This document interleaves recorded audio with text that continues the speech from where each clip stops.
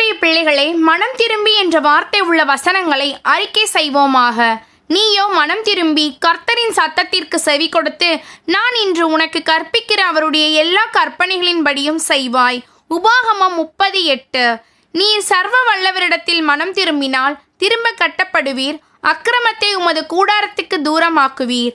யோபு 22:23.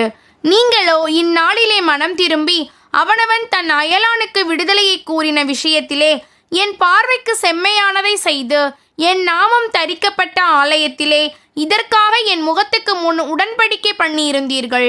எரேமியா 34:15.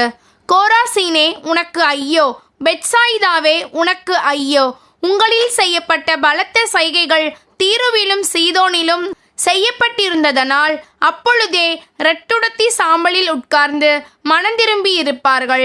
மத்தேயு 11:21. நீங்கள் மனம் திரும்பி பிள்ளைகளைப் போல் ஆகாவிட்டால் பரலோக ராஜ்யத்தில் பிரவேசிக்க மாட்டீர்கள் என்று மெய்யாகவே உங்களுக்கு சொல்லுகிறேன். மத்தேயு 18:3. காலம் நிறைவேறிற்று, தேவனுடைய ராஜ்யம் சமீபமாயிற்று, மனம் திரும்பி சுவிசேஷத்தை விசுவாசியுங்கள் என்றார். மார்க்கு 1:15. உங்கள் பாவங்கள் நிவர்த்தி செய்யப்படும் பொருட்டு நீங்கள் மனம் திரும்பி குணப்படுங்கள். அப்போஸ்தலர் 3:20. ஆகையால் நீ உன் துர்க்குணத்தை விட்டு மனம் திரும்பி தேவனை நோக்கி வேண்டிக்கொள், ஒருவேளை உன் இருதயத்தின் எண்ணம் உனக்கு மன்னிக்கப்படலாம். அப்போஸ்தலர் 8:22.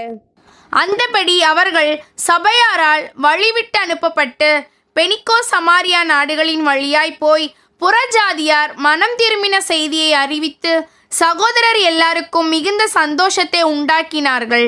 அப்போஸ்தலர் 15:3. ஆகையால் நீ இன்ன நிலைமையிலிருந்து விழுந்தாய் என்பதை நினைத்து மனம் திரும்பி ஆதியில் செய்த கிரியைகளை செய்வாயாக. இல்லாவிட்டால் நான் சீக்கிரமாய் உன்னிடத்தில் வந்து நீ மனம் திரும்பாத பட்சத்தில் உன் விளக்கு தண்டை அதனிடத்தில் நின்று நீக்கிவிடுவேன். வெளிப்படுத்தின விசேஷம் 2:5.